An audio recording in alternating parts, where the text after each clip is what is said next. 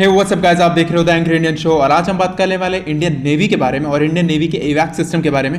लेकिन उससे पहले चैनल को जरूर सब्सक्राइब कर लेना। डिस्क्रिप्शन में इंस्टाग्राम के लिंक है, उससे ज़रूर फॉलो कर लो और कमेंट्स में हमेशा की तरह अटेंडेंस भी लगा देना। तो हम बात कर लेते हैं कामोव K-31 के बारे में। तो बेसिकली ये वही हेलीकॉप्टर है जिससे नाटो की सारी कंट्रीज अभी घबराती हैं। इसको सोवियत नेवी में इंडक्ट किया गया था 1980s के दौरान और ये इसे रशिया, चाइना और इंडिया अभी यूज़ करते हैं और ये एवैक सिस्टम है और इसे डिराइव किया गया है कामोव K-27 से। और इसका जो विंग्स है, मतलब आप इसके जो पंख देख रहे हो, वो एक तरीके के आप समझ लो कि चिनूक तरीके के ही हैं, मतलब चिनूक के विंग्स की तरह ही हैं, बस ये ऊपर नीचे लगे हुए हैं। इसे कहा जाता है कॉन्ट्रा रोटेटिंग विंग्स है और ये उसी रोटर पे काम करते हैं। आइए कुछ स्पेसिफिकेशंस के बारे में जान लेते हैं।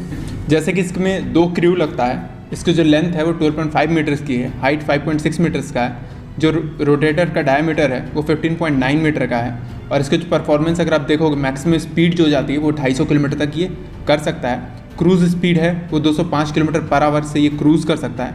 अगर इसकी रेंज आप देखो तो 600 किलोमीटर तक की इसकी रेंज है और 2.5 घंटे तक की इंड्योरेंस है, जो 11,000 फीट तक ये ईजिली जा सकता है। करेंगे कि भारतीय सेना इसे क्यों यूज़ करती है। भारतीय सेना इसे यूज़ करती है क्योंकि हमारे जितने भी एयरक्राफ्ट कैरियर्स हैं वो स्की जंप के टाइप के एयरक्राफ्ट कैरियर्स हैं और स्की जंप एयरक्राफ्ट कैरियर पर लैंडिंग करना बहुत ही मुश्किल होता है।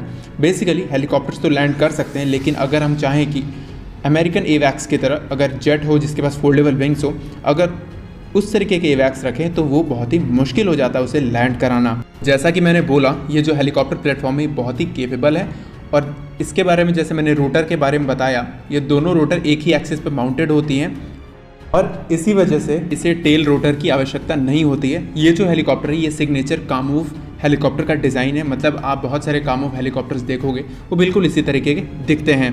जैसा कि मैंने बताया था, इसके जो लैंडिंग गियर्स हैं, जैसे ही वो टेक ऑफ होता है वो सारे के सारे कोलैप्स हो जाते हैं, मतलब अंदर की ओर चले जाते हैं, सेम एज एयरक्राफ्ट की तरह। और इस हेलीकॉप्टर में यूज़ होने वाला जो रडार है वो एक रिट्रैक्टेबल रडार है, मतलब जब इसके टेक ऑफ लैंडिंग गियर जब ऊपर चले जाते हैं तो इसका रडार जो फ्यूसेलाज के नीचे लगा हुआ है वो खुल जाता है और वहाँ पर रोटेट करना स्टार्ट हो जाता है। बेसिकली रोटेशन इसीलिए कि वो 360 एंगल पे कवरेज दे सके। ये जो प्लेटफॉर्म है ये एक हेलीकॉप्टर प्लेटफॉर्म है और इसमें जो रडार लगा हुआ है उसकी भी रेंज लिमिटेड है। हेलीकॉप्टर की जो स्पीड है वो भी लिमिटेड है और इसकी रेंज भी लिमिटेड है। 2009 के अराउंड इंडियन नेवी चाहती थी कि हॉकाई, मतलब यूनाइटेड स्टेट्स का जो इवैक्स है वो इंडियन नेवी खरीदे और उसे शोर बेस फैसिलिटी से तब तक ऑपरेट किया जाए जब तक हमारे पास INS विशाल नहीं आ जाता।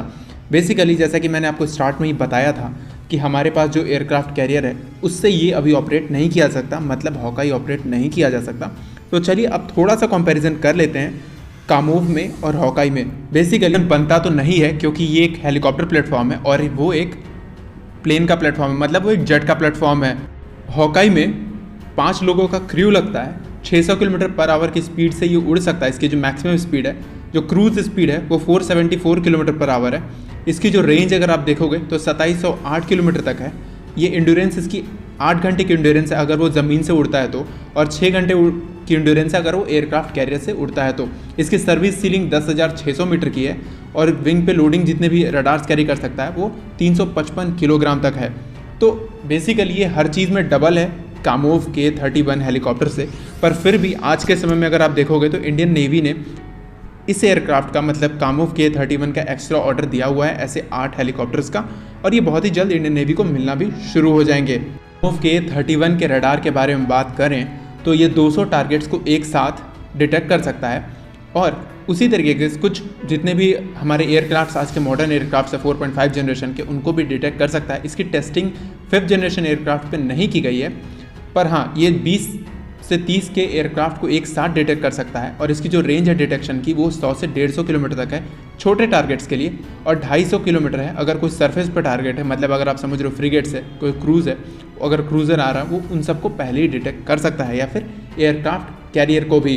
और DRDO की तरफ से ये बात कही गई है कि इस हेलीकॉप्टर, मतलब कामोव K-31 में जो नए आ रहे हैं उसमें सारंग इलेक्ट्रॉनिक सपोर्ट मेजर लगा जाएगा, मतलब ESM लगाया जाएगा और इसे इंडिजिनियस बनाया जाएगा, जैसे कि हम बहुत सारे फाइटर जेट्स के साथ भी यही काम करते हैं। तो जो कंक्लूजन है इस वीडियो का, इसमें यही कहना चाह रहा हूँ कि ये जो प्लेटफॉर्म है ये बहुत ही अच्छा है। ये ground based targets, sea based targets, air based targets को अच्छी तरीके से डिटेक्ट कर सकता है, बस इसकी रेंज ज़्यादा नहीं है। पर हाँ, अगर इंडियन नेवी को बड़े अवैक्स की ज़रूरत पड़ती है तो वो इंडियन एयरफोर्स के अवैक्स की हेल्प ले सकती है, जैसे DRDO नेत्रा या फिर अवैक्स।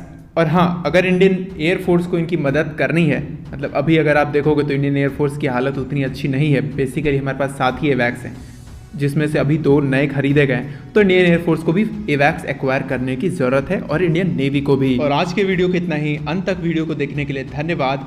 कमेंट सेक्शन में अपना ओपिनियन ज़रूर दें। इंस्टाग्राम पे भी फॉलो करना ना भूलें। जय हिंद।